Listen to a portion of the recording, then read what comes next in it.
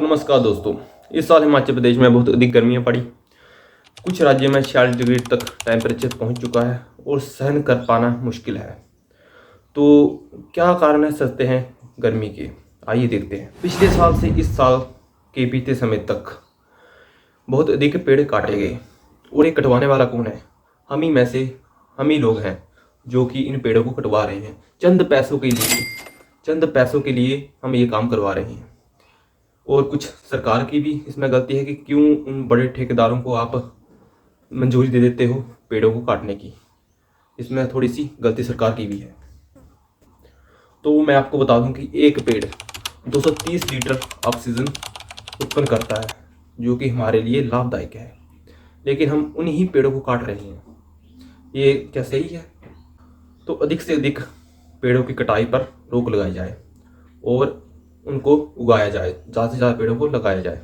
आजकल के social media के ज़माने में सब इंस्टा, व्हाट्सएप, फेसबुक इत्यादि चलाते हैं और उसमें सेव अर्थ और पेड़ों को लगाओ ऐसे तरह के स्टेटस लगाते हैं।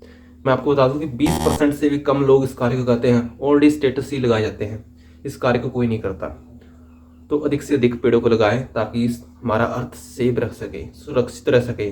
पूरे हिमाचल में ही नहीं, सारे देश में ऐसा होना चाहिए। इन गर्मियों में बहुत अधिक आग लगाई गई जंगलों के साथ साथ तो क्या जो भी रिहायशी एरियाज हैं वहाँ पर भी आग लगाई गई। और आपको बता दूं कि आपदा दो प्रकार की होती है, एक मानव निर्मित और एक प्राकृतिक। तो हिमाचल प्रदेश में तो अत्यधिक जो आग लगाई जाती है वह मानव द्वारा ही लगाई जाती है, तो उसमें प्रकृति का कोई दोष नहीं है। तो इसमें हम ऐसे ही कोई शरारती तत्व ऐसा करते हैं। और कुछ लोग अपने खेतों को साफ करने के लिए कि बूटी वगैरह वहाँ से हट जाए, जल जाए, लेकिन मैं आपको बता दूं कि बूटी वगैरह कभी समाप्त नहीं होती। जो भी घास फूस उगने वाली जड़ें होती हैं वह समाप्त हो जाती हैं, वह जल जाती हैं। तो उससे की बूटी ही उत्पन्न होती है और कुछ नहीं होता। तो ये भी एक कारण है कि आग लगने से भी गर्मी बढ़ जाती है। और साथ में पशु पक्षियों का भी जीना मुश्किल हो जाता है, उनके घर छिन जाते हैं। साथ ही साथ इस बार कई इंसानों के भी घर जले हैं। मैंने न्यूज़ सुनी कि उसमें शायद पता नहीं कितने जानवर थे, कि गायें और बकरियां थी, शायद 20 से ज़्यादा थी, तो वह वहीं पर जल गई। तो क्या अच्छी बात है आग लगाना? तो इस काम को भी कम से कम सुधार तो सकते हैं ही ना। जितना हम हिमाचल को डेवलप और सुविधाएं पाना चाहते हैं उतना ही हम हिमाचल को नष्ट कर रहे हैं।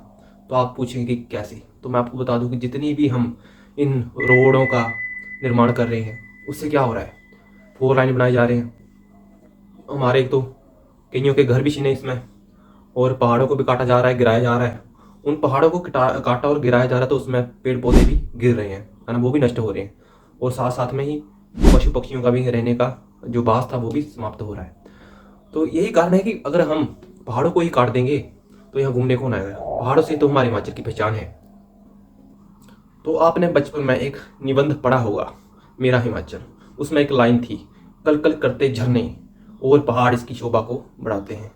तो अगर वह पहाड़ ही नहीं रहेंगे तो क्या हिमाचल की शान बनी रहेगी?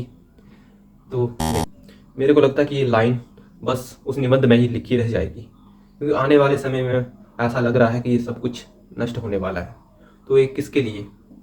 ये हमारी वजह से ही होने वाला है ऐसा। तो जितना हो सके सुधार करें और अधिक से अधिक पेड़ लगाएं। कुओं बावड़ियों का भी प्रयोग करें, उन्हें साफ रखें ताकि वो आपके लिए उपयोग लायक हो सके। तो इसी के साथ जय हिंद, जय भारत।